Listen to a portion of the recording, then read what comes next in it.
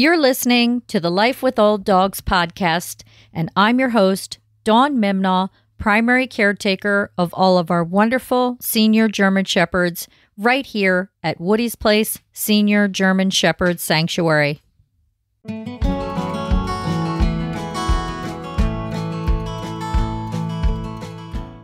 Hey folks, and welcome back to the Life with Old Dogs podcast. So this is season 7, and in this season, we're going to be taking a deep dive into commercial brand dog food, better alternatives, and home-cooked food for aging dogs. Okay, so as our dogs age, their nutritional needs change. And just like human beings, older dogs require a balanced diet that supports their aging body. All right, so right off the bat, the first thing that comes to my mind is commercial brand dog food for all life stages. I mean, let's think about that. Really, common sense. Do you eat baby food throughout your life? No, you don't, right? Your dietary needs change as you age. So you don't eat the same things from the time you're a newborn until the time you come to pass. So why do our dogs, or why does the commercial brand industry think that's appropriate? So all life stage dog food to me is, bam, a huge no-no. So proper nutrition for an aging dog can, right off the bat, help your dog maintain an ideal weight, right? Because the calories are adjusted for a less active older dog as opposed to a very active, spry puppy. And being able to maintain a healthy weight is essential. Not only do you want to keep your dog at a decent weight for mobility issues alone, but it helps keep things, diseases at bay like arthritis and diabetes. That's just 2 off the top of my head. So, if you have a dog who's an ideal weight, chances are they're going to have a higher energy level than a senior dog who's morbidly obese or even somewhat overweight and then struggling with arthritis in addition to that. Maintaining a healthy weight also helps with cognitive ability. Obviously, if they're up and they're moving around, they're more engaged with what's going on around them. And, have a higher level of cognitive ability as opposed to a dog who's living a sedentary lifestyle and just, overweight and laying around the house a whole lot. And okay, we actually use commercial brand dog food to a certain degree. And I'm not saying it's, totally bad if you do, and I'm not trying to shame anybody or anything like that, because again, we use from brand dog food and canine caviar for a couple of the residents here. So I'm not saying it's 100% bad. Just saying that, well, I'll get into that. So we do use commercial brand dog food. Yes, it's convenient. Yes, it's nutritionally balanced. But are there better options? Yes, there are. Okay. And in my mind, I look at feeding the Woody's Place residents like I feed myself. So, with the Woody's Place residents, I think a lot of you have heard me talk about this before as in regard to commercial and home cooked or dehydrated or whatever. I do like an 80-20 split or a 70-30 split, depending on the week, where, 80% of the time they're getting home cooked and dehydrated, and 20% of the time maybe they're getting kibble and canned or something like that, depending on the week. It is convenient. There's no doubt about it, but it's not my preferred go-to, and I'm going to get into why here in just a minute. But I don't want anyone feeling badly about giving their dogs kibble. Again, we do. And yeah, I understand why people do it. Like I said, we're going to get into that here in just a minute. Okay, before I get into like the history of commercial brand dog food and the process of how commercial brand dog food kibble is made, I want to talk about like a few reasons why you may not want to use kibble aside from that. Look at all the pet food recalls that have taken place recently. And when I say recently, I mean in the last 10 years. There's a lot. I remember like when they first started, it was just a big shock. Like, oh my God, this food got recalled and some of these dogs got sick and died from it. And this is just awful. And, how could they do this? The companies do this. We trust them with our beloved fur friends. And, it's like they just didn't even care. And they're in it to make money and stuff like that. And then as time went on, it's almost like we got desensitized to it. It's like, oh yeah, another dog food recall, more sick dogs, and I just don't think that's something we should grow accustomed to. If it was happening to our children, wouldn't we demand better? I know I would, right? So that is one reason why we're starting to see a movement toward away from kibble and canned food, commercial brand dog food, and a move toward like a dehydrated raw or even home cooked food, and people like me wanting to take more control of what's going into their dog's food, how much they're getting, and things of that nature, which I applaud. I'm always excited when someone asks me questions about home cooked dog food. I am a race certified pet nutrition coach. So I did take a pretty lengthy course just to make sure that I knew what I was talking about. I am not a pet nutritionist by any means. Okay, I didn't do any residency or anything like that. I'm a coach. That's it. So there is a difference, and I certainly want to make sure that you are aware of the difference. But I do have some knowledge, and I am certified. And the course that I took is the same course that your veterinarian would take, right? So that's pretty good. Okay, but anyway, getting back to the recalls and stuff like that, sometimes it's due to too much of one ingredient, like a vitamin that could be harmful to our dogs. Other times it's because of mycotoxins in a certain level that was found that's not appropriate.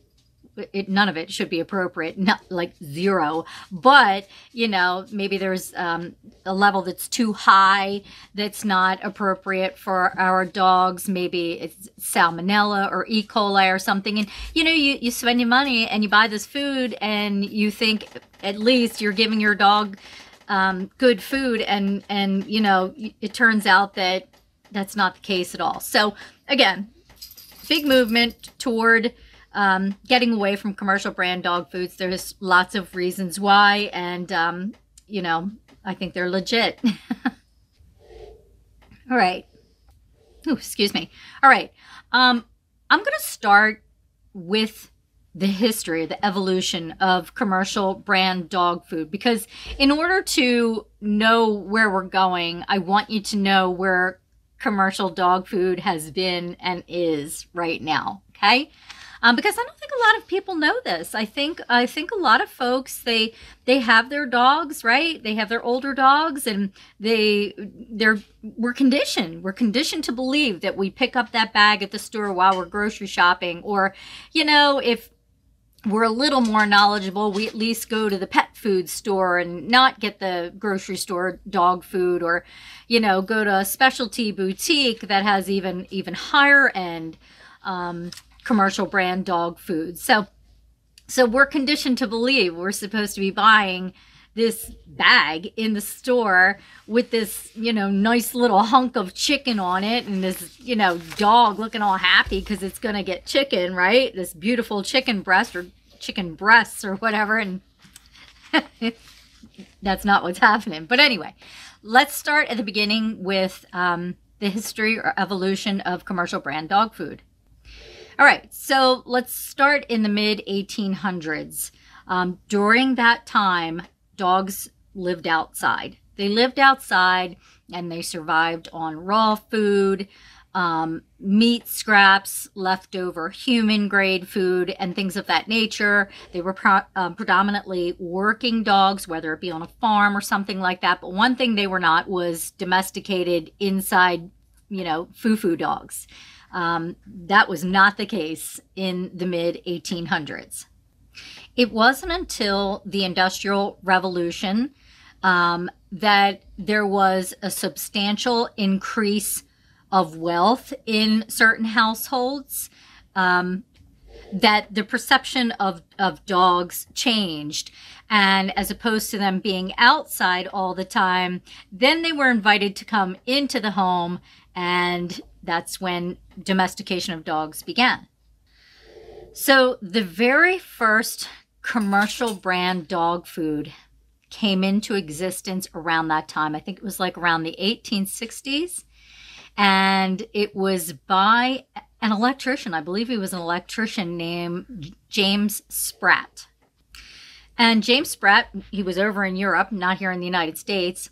He witnessed sailors who would get off ships after their long excursions or whatever out in sea, and they would have like this biscuit type food that really was just flour, water, and salt.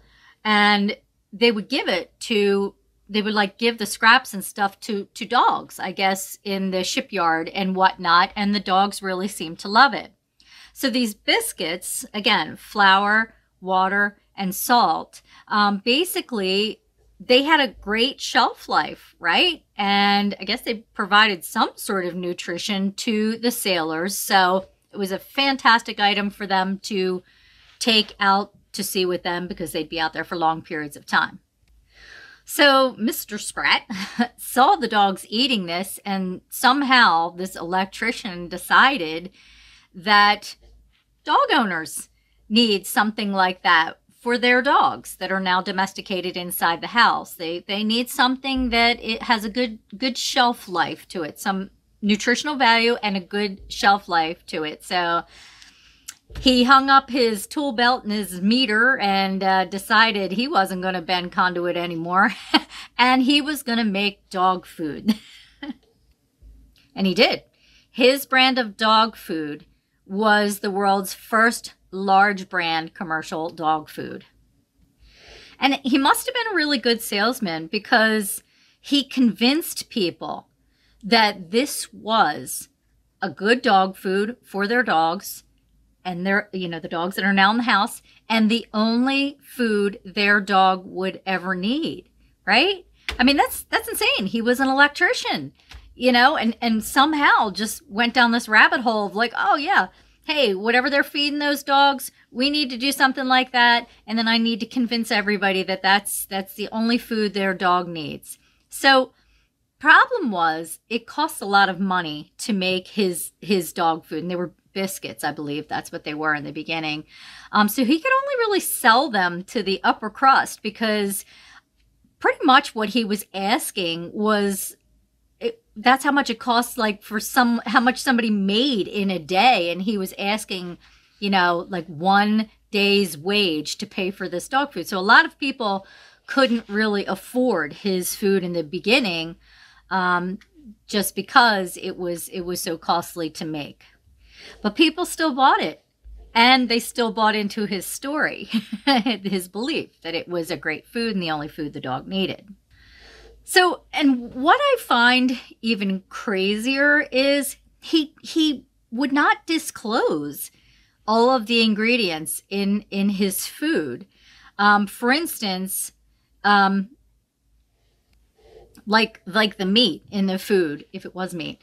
But he was so good at marketing and advertising. Again, people bought into it. They bought into it. Sound familiar? I mean, isn't this what Mars and Purina and all those companies do? They're great marketers. So he decided that he was going to cross the pond and bring his dog biscuits to the United States. And I think this was like in the late 1800s. And again, getting back to the marketing, which Mr. Spratt was fantastic at, he got right in with dog show folks here in the United States. And, I don't do dog shows. I never have, but I certainly do know people who have. And they can be, very passionate. They are very passionate about what they're doing, and they want what's best for their show dog. So he went right to them, And a lot of the time they have money too. So he went right to them. And that was his target audience, which he knew. I mean, I don't know if you're into marketing or advertising or anything of that nature, but you have to know your target audience. And this guy did, for sure. In addition to that, he purchased a full-page cover of the first American Kennel Club journal. And I believe this was in I want to say 1889, 1890, somewhere around there. So he bought the cover. So of course, right? I mean, it's on the cover of this prestigious magazine, and it's got to be good, right? We don't need to do any due diligence. It's on this cover. That means it's if it's good for show dogs, it's good for my Fluffy at home in my house. So he was a smart guy. So his dog food, his commercial brand dog food, his dog biscuits, it started selling like hotcakes. It was a one-stop shop, and it was convenient, and people loved it.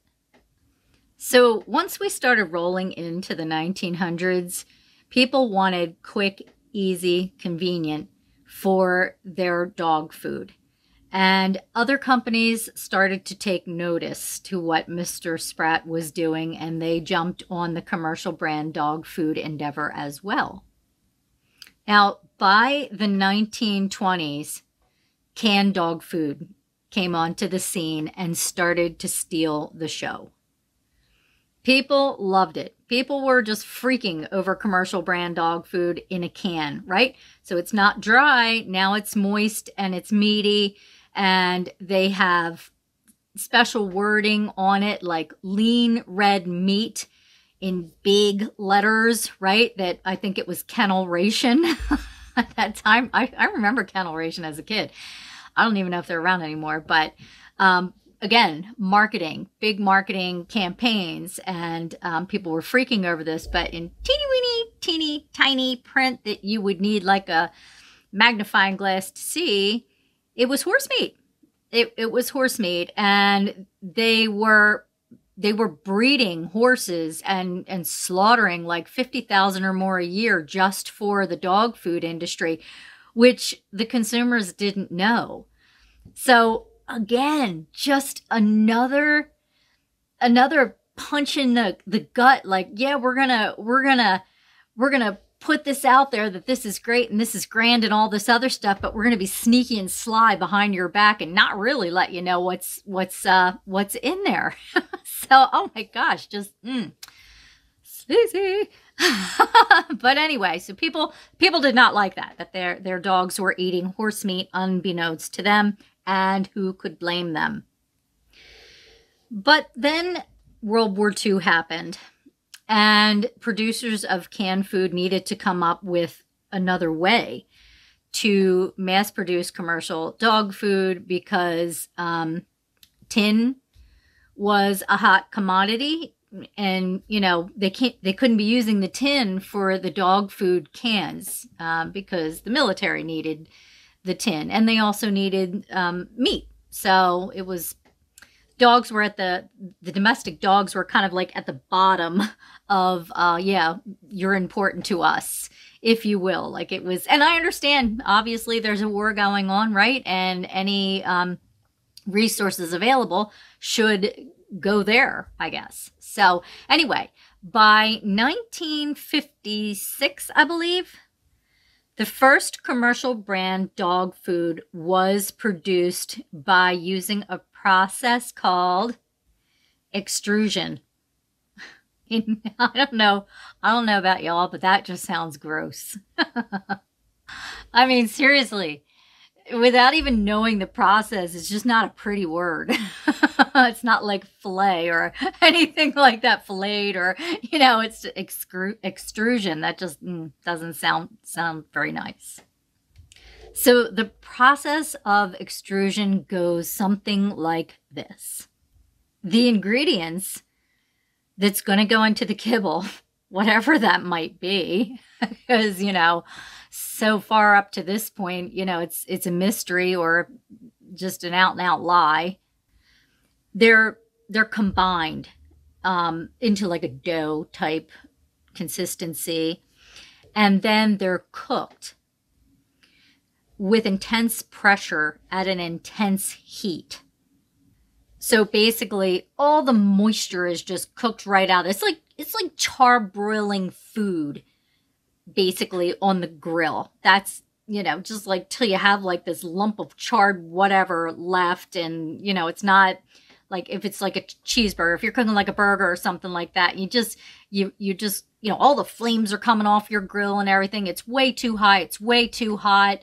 And it cooks real fast, and you end up like with this like puck looking thing on your Blackstone grill, or whatever. It's just gross. It's similar, and everyone knows that eating something charbroil on a regular basis is a carcinogen.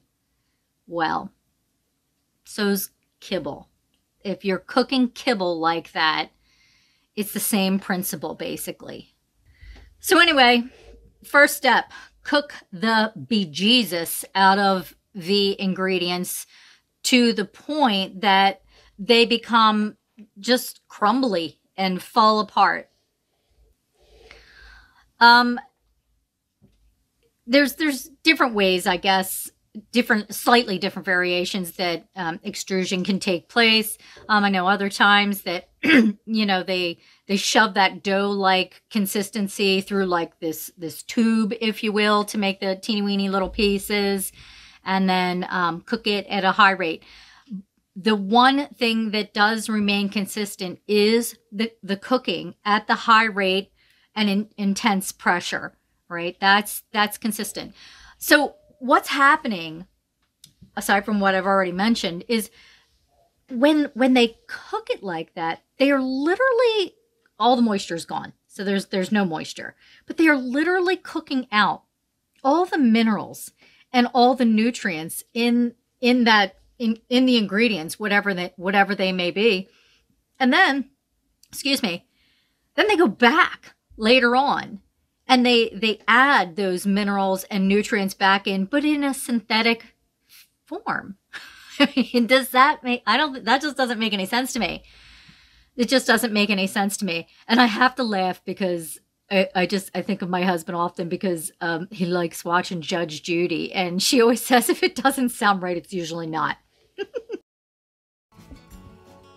Hey there, folks. This week's episode is being sponsored by The Shepherd Shop. The Shepherd Shop sells German Shepherd and dog-related merchandise, as well as our one-of-a-kind Woody's Place merchandise, with proceeds supporting Woody's Place Senior German Shepherd Sanctuary. So to check out The Shepherd Shop and support the sanctuary, head on over to www.wpsgss.org/Shepherd Shop.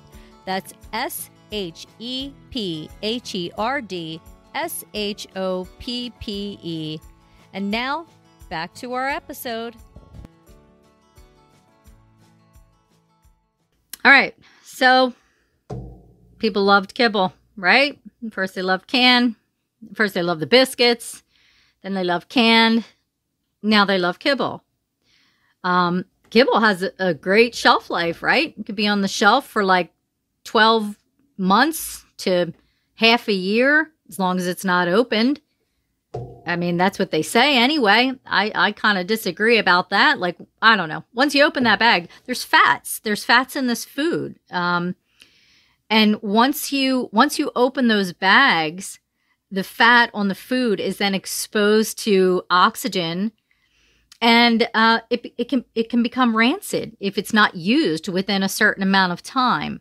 The other thing is the mycotoxins in the food. I'll talk about that later. Sometimes I get I start going down a little bit of a rabbit trail with dog food. Anyway, by the 1970s, people were just in love with kibble. And there was interesting things happening in our culture at that time. So, in the early 1970s, now you have about 50% of women not home, being domestic engineers, which I find nothing wrong with. I mean, I like being a domestic engineer. I do other things too. I'm an entrepreneur as well, but I love being in my kitchen making stuff and doing laundry and cleaning and stuff like that. But anyway, women were looking for more. There were things happening in our culture at the time. Divorce rates were rising. So anyway, more women were moving toward the workforce. More women were becoming the head of the household at that time. And, now we have dogs who are completely domesticated at this time. But, who's going to cook for the dog? Nobody. And as the 70s rolled on into the 80s, I'm a total Gen Xer. I mean, who was cooking? We were. That's who. I'm not saying my mom didn't cook. My mom did cook, but my mom worked too. So a lot of the times I was starting meals. I was cooking a lot of meals. I was cleaning up after dinners and stuff like that. So,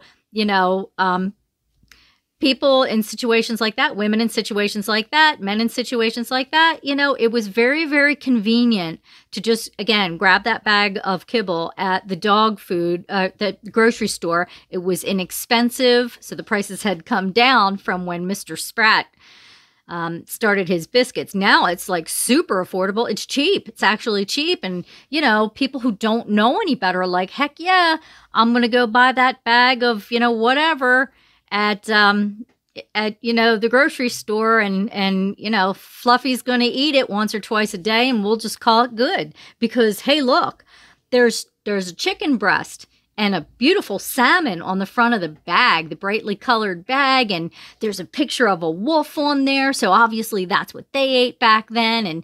And some of them even have blueberries in it, which is great for them. And, so they see this imagery, this marketing, this brilliant marketing, and they're thinking that's exactly what's in this bag, but it's not.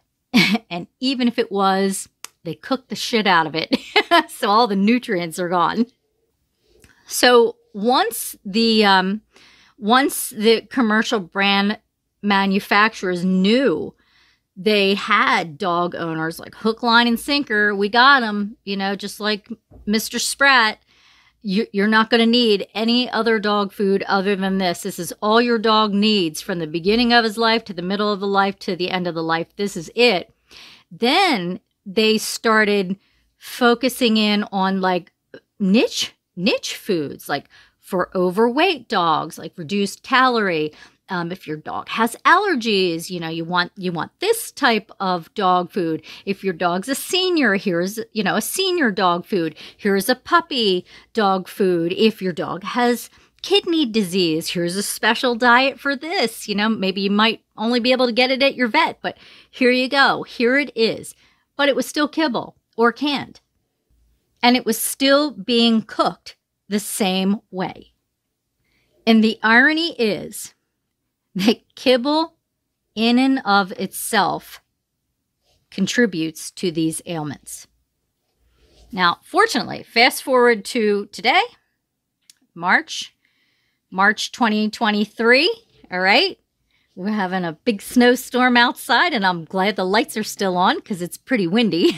I was worried I was going to lose power, but fast forward to today. And fortunately, thanks to the internet mostly, more dog owners are becoming aware of the fact that with the convenience of kibble and maybe the cheap price, now I realize not all are cheap, there comes a price, and it's usually your dog's health. Because again, the very process of the extrusion pulls out all the moisture, all the minerals, and all the nutrients of the ingredients. Okay, so while that 40-pound bag of kibble may cost you $45 and may last you a year to a year and a half, as long as it's unopened, that is. And the convenience of scooping out a cup or two and throwing it in Fido's bowl once or twice a day and calling it good, there is that bigger price to pay. And again, it's going to be your dog's health. I mean, we love our dogs, right? I believe most people love their dogs. Now, I know there's just jerks out there who don't. I mean, we end up with dogs here at Woody's place because people either can't or don't want to care for their aging German Shepherd. I mean, it happens all the time. But I do believe most people love their dog and treat their dog like family and genuinely want what's best for their dog. But, and again, I'm not saying all kibble is bad, and I'm not saying there isn't a time and place for it, but look at it this way. Kibble is equal to cereal, right? And think of a good cereal that you might eat. I mean, it could be organic, it could be all natural.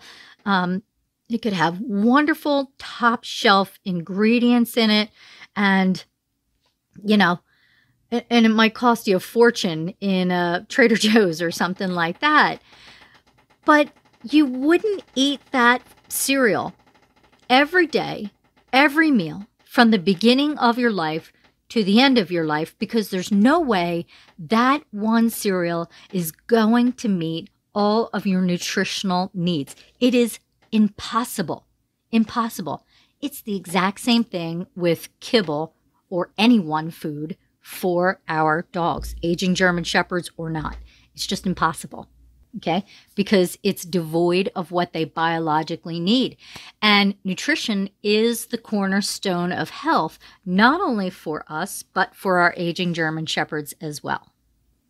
So, why aren't more people looking into better alternatives, or feeding raw, or home cooking for their dogs? Well, I can think of 4 reasons right off the top of my head. Number one, a lot of people are afraid because they don't know. They don't know how to do it. And they you know, obviously they do love their dogs and they don't want to harm their dogs. So a lot of people do not know how to provide like a home cooked meal for their dog or feed raw. We don't do raw here. I do some things raw, but on a whole, we don't do raw. And I'm not opposed to raw at all. Not at all. I like to cook. Basically, that's it's just a personal preference for me. I like to cook. That's why I cook for the dogs. But I'm totally not opposed to raw. Not one bit. But, you know, people don't know really even what they should cook for their dog. The other thing is lack of time. And we're all busy. You know, everybody's going into like a bunch of different directions. That's another thing we've kind of been conditioned to believe, that we're just constantly supposed to be doing, and that for some reason it's frowned upon if we sit and just, you know, take a moment to maybe take, you know, a cooking class for your dog or for yourself, right? It just seems so wrong. Or the flip side to that might be that we're sitting so much all day at work that the last thing we want to do when we come home is to sit to watch a cooking class online or something like that. So time is a big factor. The other is financial cost. And I'm not saying that it's cheaper or more expensive to home cook for your dog. I think that depends. If you are feeding your dog something like a Olroy or Beneful or Pedigree or something along those lines, then yeah, you're going to think home cooking for your dog is expensive for sure. But it doesn't have to be. It really doesn't. And we're going to get into that like this whole season. All right. And I'll just let you in on something right here and now. A lot of the times when I am cooking for the residents here at Woody's place, it is something along the lines. The ingredients are the basic ingredients to whatever it is that Mr. Woody's place and I are having for dinner that night. And I just alter it for the dogs. So, you know, let's say I'm buying ground meat when I go to the store. Instead of buying like a pound of ground meat for me and Mr. Woody's place, I'll buy like 10 pounds of ground meat. And we have a big freezer downstairs, so I divvy it up into smaller packages. And when, Mr. Woody's place and I are having something with ground beef for dinner, I take a pound out for us and I take some out for the dogs. And that's how I do my meals. So it's like we have ground beef and broccoli or something on the side. Well, the residents here are also having ground beef and broccoli. But we'll talk about that more in later on down the road. All right. The fourth reason I can think of why more people aren't looking into cooking for their dogs is we've been brainwashed. And I was too for a time. I really was. I mean, when I was younger, our dogs would have pedigree and I didn't think anything about it. And I remember one time someone saying to me, a friend of mine said, "You're giving your dog pedigree? Like, I'm surprised you would do that." And I was just like, what's wrong with pedigree? I just didn't know what was wrong with it. But I was very green when it came to nutrition for the dogs and stuff like that. And I feel badly that those dogs all those years ago, I just didn't know. And if you're feeding your dog pedigree and that's the best you can do for your dog, or you don't see anything wrong with it, I mean, to each his own, but I'm telling you, there are better options than that out there. So we've been really, really brainwashed by the pet food industry, the commercial brand pet food industry, the big ones, the big monsters out there that, like I said, they're very, very good at marketing, like Mr. Spratt was, and the manufacturers of canned dog food and I think it was kennel ration, to be honest with you, but they really, really get us with the imagery, right? They really get us with that. It's usually just all like, butterflies and rainbows, and we just think it's wonderful. So wonderful that we don't turn the package around and actually read the ingredients, which I am going to talk about in one of the episodes down the road, probably the next one. I think it's the next one, but because there's a lot of stuff on there that, what does it even mean? What does chicken meal mean, right? And what is so special about salt in the ingredients? What is so special about that, the placement of salt in ingredients and what comes before it and what comes after that? But we're gonna talk about that. I'm gonna let you know what that industry secret is about salt and where it is placed on your dog food label. So that's it. They have us convinced, and they know exactly what, Mr. Brutus laying over there on the sofa needs, at 12 and a half years old with his, skin that's always been a mess. They know. Oh, okay. So obviously if you're going to do like some sort of raw or home cooking or something of that nature, and again, I am talking about better alternatives, dehydrated food, depending on where it's coming from. That's another good option as well. But let's talk about like home cooked. All right, I'm going to stick with that because that's what I do. It needs to be balanced. Okay, you don't want to cause more harm than good. But a fallacy that I think scares most people away from doing home cooked is they think they have to have every stinking meal for their dog nutritionally balanced every stinking time. No. No. Do you do that for yourself? No. But, they have to have their nutritional needs met within a certain amount of time, okay? And there are ways to nutritionally balance a meal that are kind of like cheats, but they work. But then again, it's like synthetic, adding synthetic vitamins. I mean, there certainly are meal supplements for dogs, designed specifically for dogs that you can purchase and put in the food. A lot of the time they'll come in like a powder form or something like that. Sometimes they're a chew or whatever, and it's like a multivitamin for us. And that's a great way to balance their diet. If you're cooking at home and you're just not sure if you have it, 100% right. Another little tip that you can do is, let's just say you decide you're going to be home cooking for your dog. And I'm not talking about a meal topper, because I'll do that sometimes too, where it's a high quality kibble. Yes, I know it's still the same process of extrusion, but like a high quality kibble and then home cooked on top. Because the reason for that is, yes, I get busy too. And yes, again, they do get kibble to a certain degree.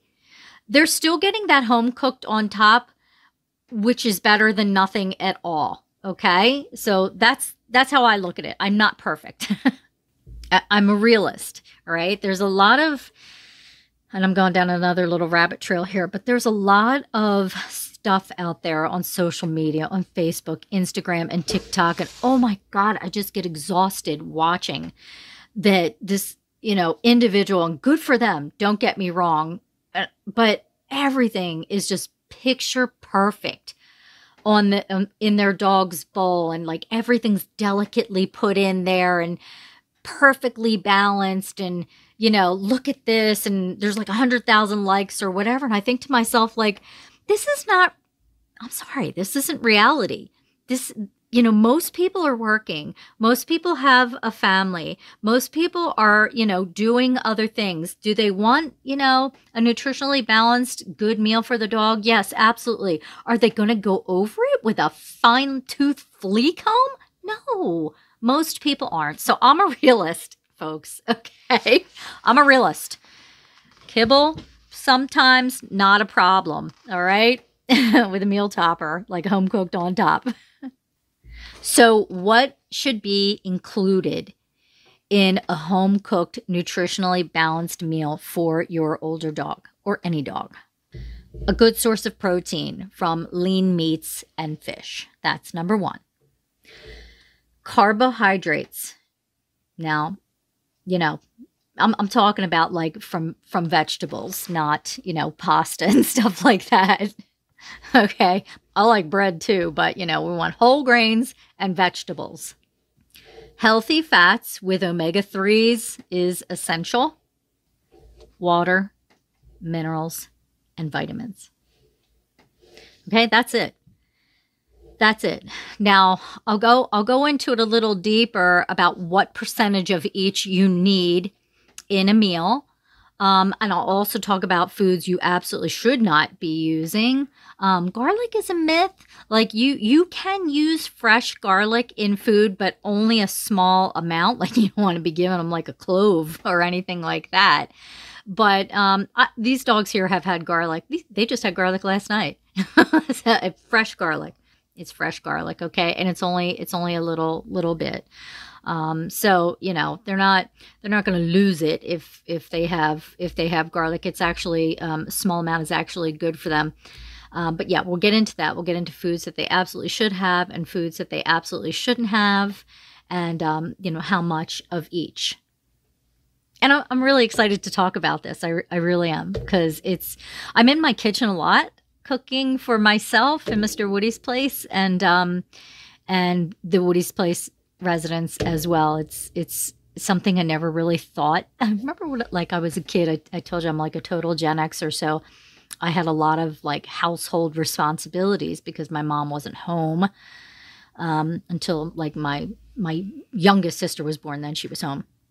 But I had a lot to do. Like by the time I was 6, I was like peeling like big bags of potatoes and stuff like that, And I remember thinking like, I just didn't love it.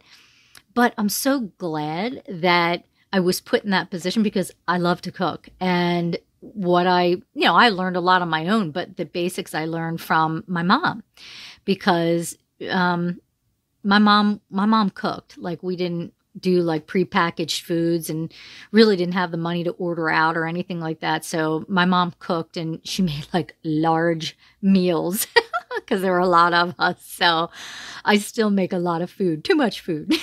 Like Mr. Woody's place will come out of the kitchen and be like, who is all this food from? I'm like, us. All right. So one thing I'd like to add, and then we're gonna get going here. I feel really bad for dogs who get scolded for begging. Like if they're at the table, everybody's eating, they're sitting on the floor, they're looking up, they really want something. from the table. The reason these dogs are begging is because they know what their body needs. They need adequate food, real whole food that they're not getting. And they see that we have it, and not only do they want it, they need it. So I feel awful for dogs who, you know, when someone shushes away and says, stop begging. I mean, the bottom line is they need whole foods, and we need to be giving them whole foods. Even if we stick with kibble, and I would strongly suggest, if you're feeding like a low quality grocery store kibble, to educate yourself more on that and look into higher end kibbles. Put human grade food on top of it. You know, one of the easiest things you can do, as long as your dog is not allergic, is boil eggs or scramble them. How hard is that? Scramble one egg. A large dog can have one egg a day, shell and all. Raw even. I mean, I can't tell. We have chickens here, and here at the sanctuary, I can't tell you how many times, like, I've, you know, I got eggs in my pocket right now I have to take out. I forgot about them. But I've gone to take eggs out of my coat pocket, and one falls on the floor, and one of the dogs just runs over, beelines over, and eats it, egg and all. And it's perfectly fine for them. It's healthy for them, as a matter of fact. Put an egg, scramble up an egg, let it cool down a little bit, and just put it on top of their kibble. Just remember that if you're going to do that, how simple is that, right? If you're going to do that, take a little bit of the kibble out of the bowl. Okay, maybe take like 1/8 of a cup of the kibble out of the bowl, or 1/16 of a cup, or something like that, because you have to account for the nutrients and calories in the egg. All right, so if you're going to do like a cup of kibble and put a hard-boiled egg, or, you know, scrambled egg on top, maybe take like 1/8 of a cup out, okay? Because you don't want your dog getting overweight. All right, you have to adjust the calories there and the nutrients for that. So maybe just start there and see how your dog does. Now, if your dog's never had eggs or something like that, and you start giving your dog like an egg a day or an egg every other day with their food, and maybe you notice they're starting to itch a little more, or maybe their ears are getting stinky or something like that, then maybe, and you know, you never had that before, then back off the egg, because their food allergies are real, just like with people. But I would start there, something simple. Excuse me, maybe if you don't want to do that and you have some blueberries, you know, throw like 4 or 5 blueberries in their bowl, smash them up and put them in there, and see how they do with that. All right. But that's a start. And we're going to talk more. Definitely, I think it's like the 3rd episode, we're going to start talking about specifics for home cooked diet recipes for older German Shepherds. So the recipes that I'm going to be giving out here later on in the season, I want you to know they are going to be specifically designed for older, large dogs, okay? I have to draw the line somewhere. I mean, Woody's Place is a senior German Shepherd sanctuary, so I'm not going to be giving out recipes and stuff for puppies and whatnot. This is specifically for older, larger dogs, and when I say larger dogs, I do mean like 65 pounds and above, okay?